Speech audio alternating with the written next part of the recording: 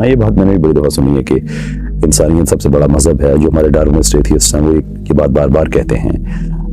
Y? मुझे ये बात कभी समझ नहीं आई। हम ये समझते हैं कि आप स्पेशल हैं, आप इंसान हैं, आपको तख्लीक किया गया, लेकिन आप तो ये बात नहीं मानते। तो इंसानियत कैसे सबसे बड़ा मजहब हो सकता है कि जब आप समझते हैं कि इंसान का कोई स्पेशल मकाम है ही नहीं।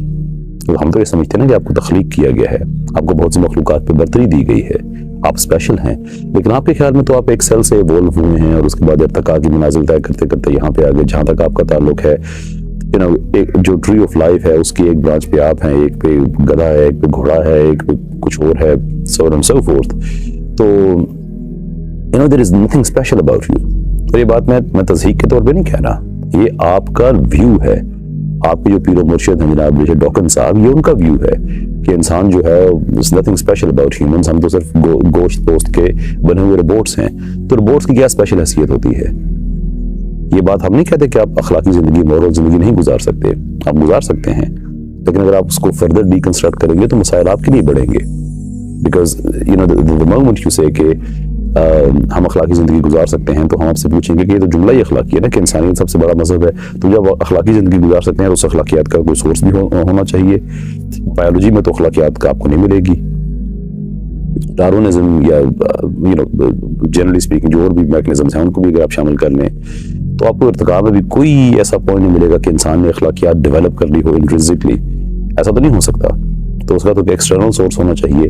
वो अगर आप एक सुप्रीम डाइटी, एक एजेंसी, अल्लाह के अलावा अगर आप और लेके आ सकते हैं तो आप बता दीजिए। तो मुझे पता है ये सुनने वाले कहेंगे कि नहीं ईसाई तो जीसस को कहेंगे, इसको छोड़े इस बात को। अल्लाह की अपनी अपनी इंटरप्रिटेशन है। जब मैं कहता हूँ अल्लाह तो आई मीन खुदा के एक ऐसा अल खालिक जो हर मज़ाहिब में, जो सारे मज़ाहिब में पाया जाता है। तो उसके अलावा ये आप ये सोर्स कहाँ से लेके आएंगे अखलाकियात का? That's a huge problem for you. तो इसलिए मैं कहता हूँ, ये बात बार बार कहता हूँ कि आप ये ना हमें कहें कि इंसानियत सबसे बड़ा मजहब है। आप चोरी करें, आप डाका डालें, आप कुछ भी करें, that is all justified on the basis कि there is absolutely nothing moral. कुछ भी स्पेशल नहीं है। गोश्त पोस्ट के बने हुए इंसान है, आप में रूह नहीं है, आप में सिर्फ ये एटम्स हैं जो आपके मरने के बाद इस दुनिया में रह जाएंगे। आपके लिए तो कोई जरूरत ही नहीं है कि आप किसी की खिदमत करें। कोई लॉजिकल वजह नहीं है कि आप किसी की खिदमत करें। आपका तो जिसकी लाठी उसकी भैंस का कानून होना चाहिए। इंसान स्पेशल नहीं है तो इंसानियत कहां से स्पेशल हो गई? These are very serious questions and मैंने बड़ी दफा ये एथियस्ट से पूछा है। तो वही टिपिकल बात होती है, नहीं आप जाहिल लोग, आपको क्या पता है। भाई आप तो पढ़े लिखे लोग हैं ना, आप बता दीजिए। मैं अगर अपने हमसाये का ख्याल अगर रखता हूँ, I have a reason, I have a religious reason. What's your reason? आपकी क्या वजह है?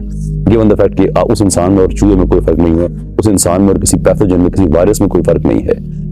ट्री ऑफ लाइफ में है ना आप सारे इवॉल्व होते होते किस ब्रांच पे चला गया, किस ब्रांच पे चला गया। What is the difference? एक वायरस को आप क्यों नहीं कहते कि उसकी खिदमत करना सबसे बड़ा मजहब है? एक बैक्टीरिया की खिदमत करना सबसे बड़ा मजहब क्यों नहीं है? इंसान ही क्यों?